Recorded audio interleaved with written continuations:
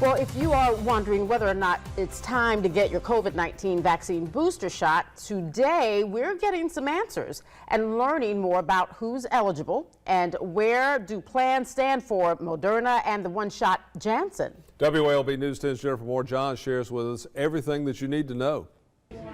The rollout for Pfizer booster shots has started. So far, this is the only vaccine authorized as a booster and only for those who got the 2 prior shots. Those eligible should be at least 6 months out from the second dose. People 65 and older qualify. Residents in long-term care facilities. Those with underlying medical conditions like diabetes, cancer, heart conditions, and asthma. And those between 18 to 64 years old who work in a high-risk exposure and transmission job. Dr. Brian Dawson, Chief Medical Officer at South Georgia Medical Center, explains some of the careers where this extra shot would be beneficial. If they're in any kind of a high-risk occupation where there's a high risk of exposure or transmission, I would reference, there's a lot of different fields other than healthcare, but certainly in healthcare. Also our colleagues that work in the field of education, teachers are around lots of children. If you feel some mild side effects after the booster shot, do not be alarmed. It's normal.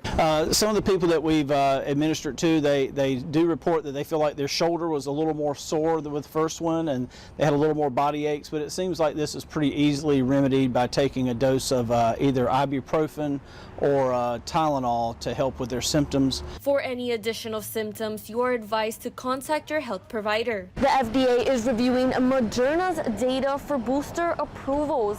And for those who received the one-shot Janssen, the CDC and FDA are analyzing that data as well and working on guidance. Currently, the CDC only recommends people with moderately to severe compromised immune systems to receive an additional dose of Moderna if that's what they initially got. Johnson & Johnson recently announced new data explaining the strong and long-lasting protection of the Janssen vaccine. They claim the data showed a booster of Janssen at 2 months gave 94% protection against COVID-19. You can read their full announcement over on WALB.com. The CDC says that there isn't enough data to support the use of Pfizer vaccine as a booster dose for those who received Moderna or Janssen. SGMC is administering Pfizer boosters at Smith Northview campus. Appointments and walk-ins are accepted. In Valdosta, Jennifer Moore John, WALB News.